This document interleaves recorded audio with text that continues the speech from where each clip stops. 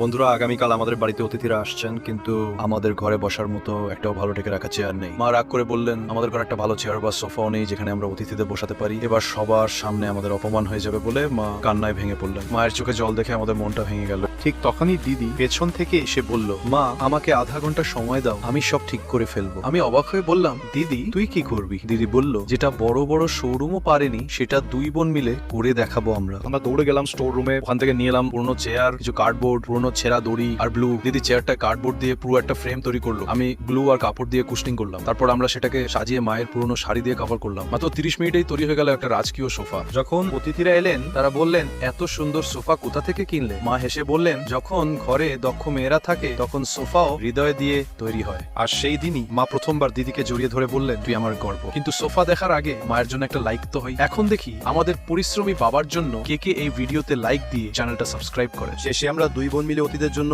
একদম রাজকীয় সোফা তৈরি করে ফেললাম। আপনাদের কেমন লাগলো কমেন্টে জানাতে